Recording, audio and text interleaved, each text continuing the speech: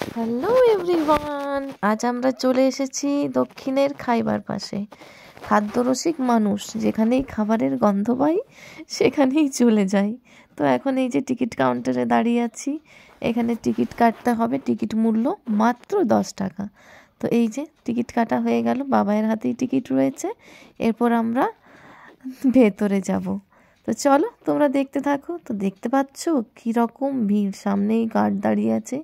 Just টিকিটটা নিয়ে নিল আর ভেতরে গেট দিয়ে ঢুকে দেখছি বাবা কত মানুষ, প্রচণ্ড ভিড়। মানে আমরা একাই খাদ্যরসিক নই, তার সাথে অনেক অনেক অনেক মানুষ আমাদের মতো খাদ্যরসিক। আর এই জায়গায় দাঁড়িয়ে ঢুকে সেলফি নিয়ে নিলাম। তারপর চলে গেলাম কি কি বসেছে, কোথার থেকে এসেছে সেসবই দেখতে। দেখে তো মাথা ঘুরে যাওয়ার মতন অবস্থা, এত রকমের দোকান।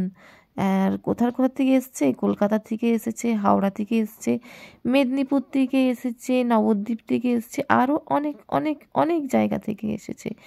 মানে আমরা খুঁজে পাচ্ছিলাম না আমরা শুরুটা কোন দিক দিয়ে করব। মানে মিষ্টির নানা রকম দোকান, ফিশ আইটেম প্রচুর, চিকেন আইটেম প্রচুর, মাটন আইটেম প্রচুর, বিরিয়ানি, তার সাথে ভেলপুরি, তার সাথে ডেজার্ট, তার সাথে মকটেল, প্রচুর রকমের জিনিস। ওই জন্য আমরা চারিদিকটা প্রথমে একবার ঘুরে নিলাম, ঘুরে দেখে নিলাম যে কোথায় কি বসেছে। একবার দেখে নিলে তাহলে ঠিক করা যায় যে হ্যাঁ এটা খাওয়া যেতে পারে। কিন্তু এত চারিদিকে মানে এত স্মেল খাওয়ার, এত সুন্দর সুন্দর স্মেল, বেশিক্ষণ আর থাকা যাচ্ছে না। কখন থেকে আকাশকে বলছি চলো কিছু একটা কিনি আর খাই।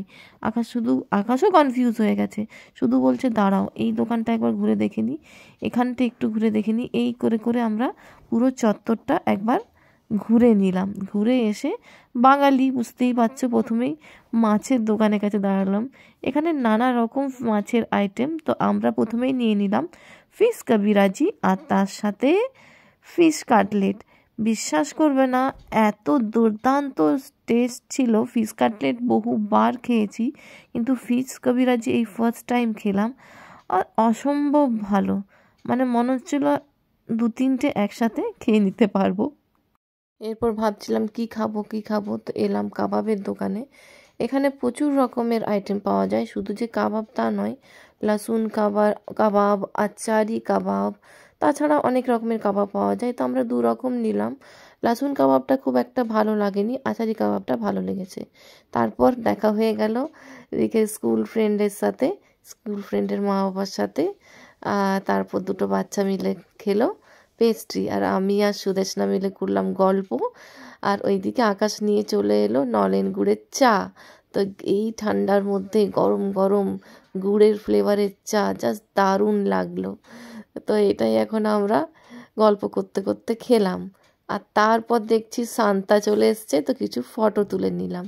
তারপর চলে এলাম মকটেল খেতে। মকটেলটা জাস্ট অসাম ছিল, কচি ডাবের লস্যি। আর বাবাই নিয়ে নিল ব্লুবেরি মানে ব্লুবেরি ফ্লেভারের একটা মকটেল, ওটাও বেশ ভালো ছিল। তারপর গেলাম মিষ্টির দোকানে। এখানে নানা রকমের মিষ্টি, কোনটা ছেড়ে কোনটা খাবো। বাবাই নিল একটা ক্ষীর দই, এটা খেতে বেশ সুন্দর ছিল। আর আমরা একটা কি মিষ্টি নিয়েছিলাম, নামটা আমার এই মুহূর্তে একদম মনে নেই। মানে পাটিসাপটা টাইপের, পিঠে টাইপের কিছু, কিন্তু খেতে জাস্ট দারুণ ছিল। আর তারপর বাড়িও নিয়ে এসেছিলাম, মোমো থেকে নিয়ে এসেছিলাম চাউমিন বাবাইয়ের জন্য। আর আমাদের জন্য নিয়ে এসেছিলাম ফিশ কচুরি, তার সাথে আলুর দম। তো অসাধারণ খেতে ছিল। আর মোমোর এই চাউমিনটাও দারুণ ছিল। আরও অনেক রকম খেয়েছিলাম, কিন্তু সব কিছুর তো আর শ্যুট করা পসিবল হয়নি। মোমোটাও খেয়েছিলাম, এর আগেও খেয়েছি। এটা খুব একটা যে ভালো লাগে তা নয়, কিন্তু চাউমিনটা দারুণ ছিল। তো চলো আজকের ব্লগটা এখানেই শেষ করলাম। ভালো লাগলে একটা লাইক করো, কমেন্ট করো, সবাই সাথে থেকো আর পুরো মিনি ব্লগটা দেখো। আবার নতুন মিনি ব্লগে দেখা হবে। সবাই ভালো থেকো, সুস্থ থেকো, টাটা, লাভ ইউ, বাই।